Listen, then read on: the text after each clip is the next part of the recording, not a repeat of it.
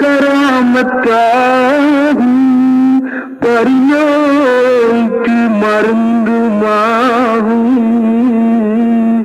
சலிப்பது நீங்கினாலும்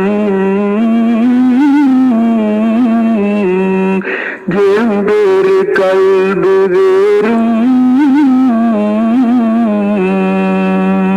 சற்ற மன்னவன் அல்லாஹ்வுக்கு சுப்ஹானஹு வ தஆலா அவுலியாக்களை புகழ்ந்து அவனது திருக்குர்ஆனிலே புகழ் மாலையை சூட்டி உயர்த்தவர்களையும் வழங்கியுள்ளான்.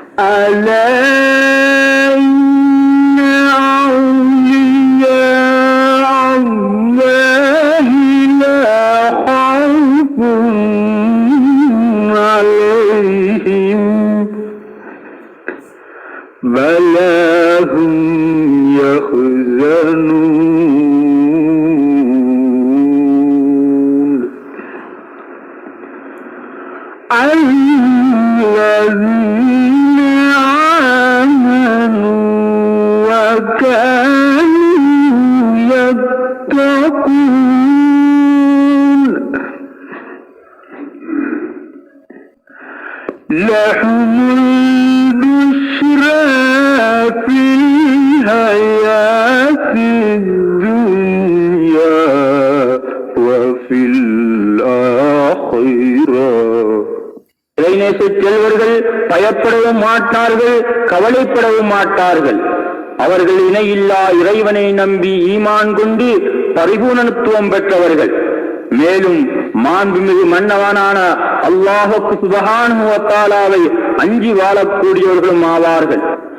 லஹுமுல் புஷ்ரா ஃபில் ஹயாத்தித் துன்யா வ ஃபில் ஆখিরাহ.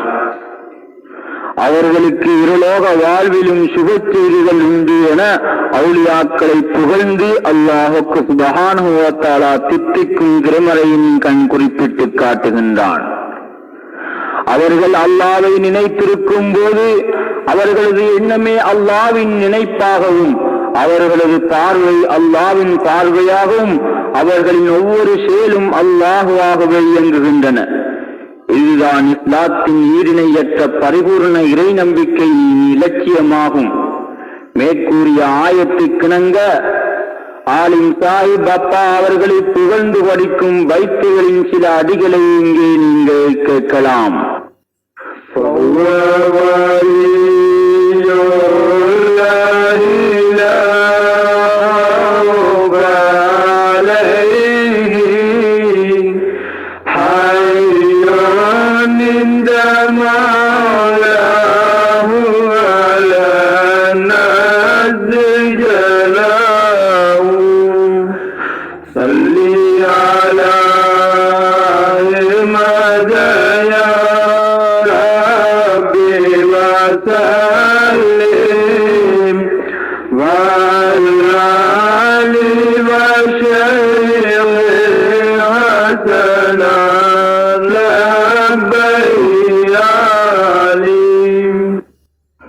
சாஹிப் அப்பா ரலியல்லாஹு அன்ஹு அவர்களின் நிலையும் தகுதியும் அப்படியே அமைந்திருந்ததை அவர்களது சரித்திர வரலாறுகள் சான்று பகர்ந்து கொண்டிருக்கின்றன.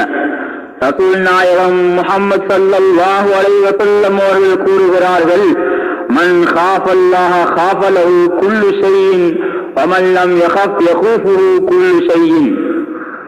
எவன் அல்லாஹ்வை பயந்து அஞ்சி நடந்தானோ அவனுக்கு அல்லாஹ்வினால் படைக்கப்பட்ட உலகம் அதிலுள்ள அனைத்து வஸ்துக்களும் பயந்து கட்டுப்பட்டு பணிவிடை செய்யும்.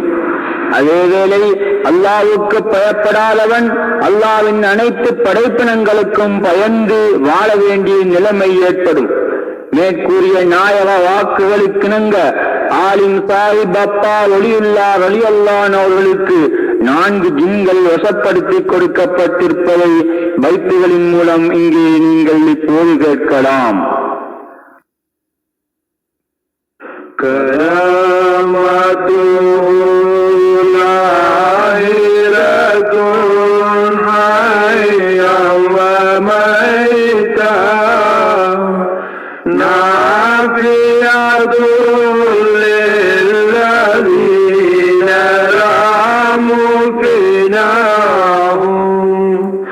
قد قال له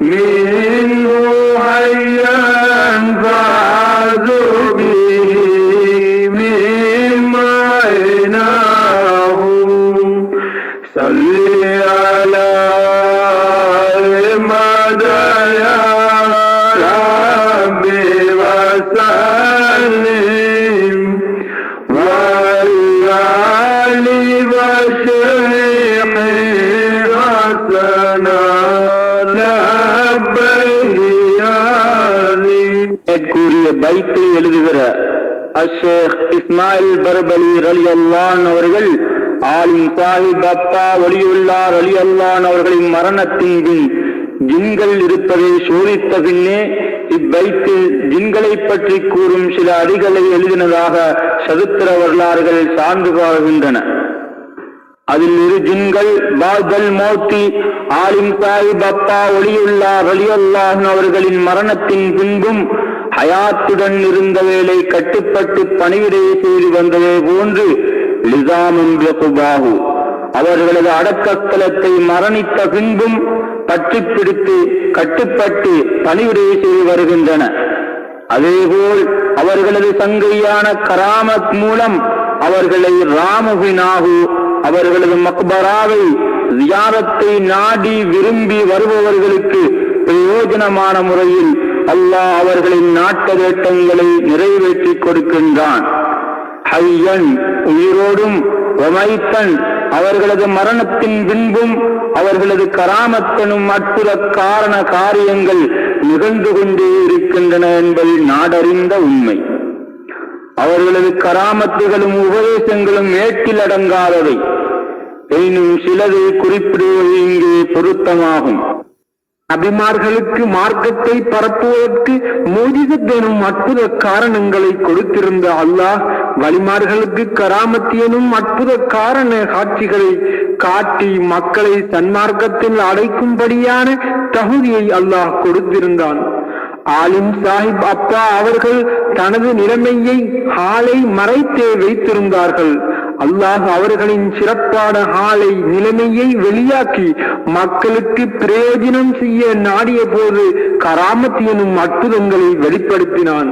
இவர்கள் காலிக்கோட்டை ஜும்மா பள்ளி கதீபாக கடமையாற்றும் போது பள்ளிவாசல் வீதியிலுள்ள அவர்களது வீட்டில் இருக்கும் சமயம் ஒரு ஜாவா பெண்மணி அவளது கையிலே ஒரு கத்தியை எடுத்தவளாக பதறிக்கொண்டு இவர்களின் முன் காட்சி வந்தார்கள். ஹதீப் அவர்களே, எனக்கு பொறுக்க முடியாத அளவு வயிற்று வலி ஏற்பட்டுள்ளது. மருந்துகள் எடுத்தும் சுகமடையவில்லை. ஆகவே தாங்கள் எனது வருத்தத்தை நிவர்த்தி செய்து எனது நோயை சுகப்படுத்தி தர வேண்டும். இல்லாவிட்டால் இக்கத்தியால் என் உயிரை போக்கிக் கொள்வேன் என அப்பெண்மணி கூறினாள். நோயை தந்த அல்லாஹ்தான் அதற்கு பொறுப்பு என கூறிவிட்டு ஆலிம் சாஹிப் அப்பா அவர்கள் வீட்டினுள் நுழைந்துவிட்டு பள்ளிவாசலுக்கு சென்று விட்டார்கள். பின் அப்பெண் கொலை செய்யப்பட்டிருப்பதை கண்ட அதிகாரிகள் போலீஸ்காரர்கள் கூடி ஆலிம் சாஹிப் அப்பா அவர்களிடம் இது பற்றி விசாரித்தார்கள்.